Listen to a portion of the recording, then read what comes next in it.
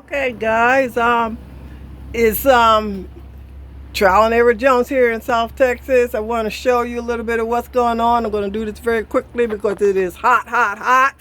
In fact, here is the thermometer here, and it's reading. Let me see if you can see that.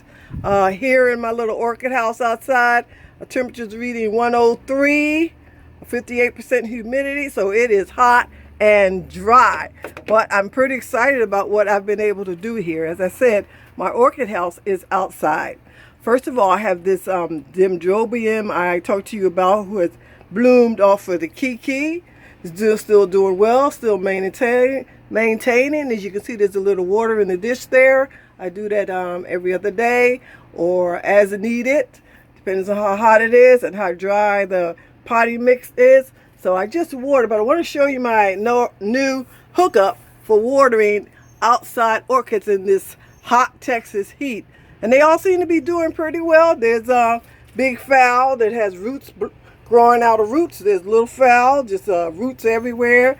There are the vandas that get the direct sun in the morning. They all seem to be thriving. But here's my hookup, and I want you to see this real quick. I picked this little gadget up right here. I think it was at Home Depot or one of those big box stores. And it has this little head on it.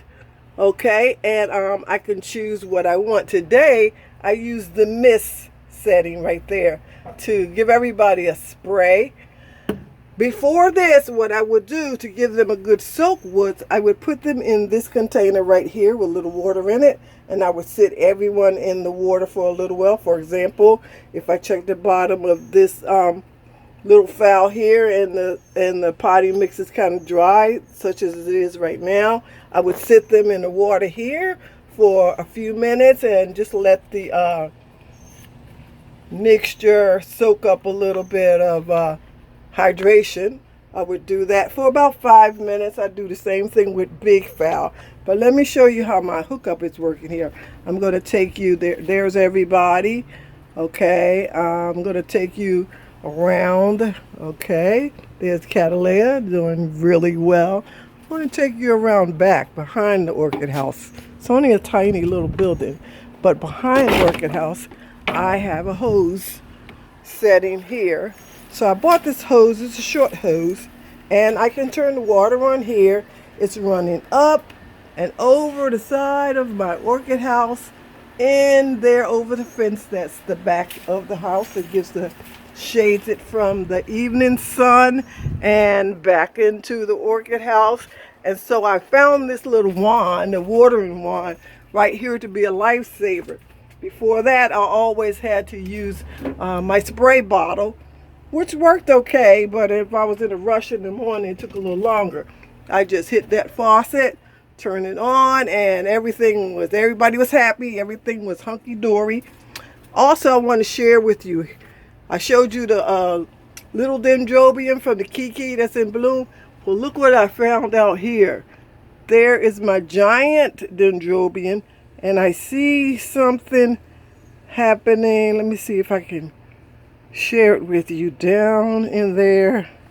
Come on, come on, come on. Okay. Got to get this situated. Got to be careful because it's top heavy. See that right down in there? I can't tell if that's going to be a leaf or if that's going to be a spike. Pretty pumped about that, but I'll keep you abreast of that. So everybody's doing fine. That's my new watering system. I continue to use this. These are in sphagnum moss, so the bottom gets kind of dry, and so I give them a drink in that little container, and I water in this container. But now I can water with my little wand right here that I keep here. I'm stoked about that, and I can give them a little bit of water. Okay, and sit them in here a few minutes before I feed everyone, which I do every 7 to 10 days, depending on my mood. All right, so thank you so much. Let me share that with you. Spending time in our little orchid house. This is our happy place. And it's a little breeze blowing here, so that makes it a little better. But everybody's looking pretty well. Okay, over and out. Trial and error Jones.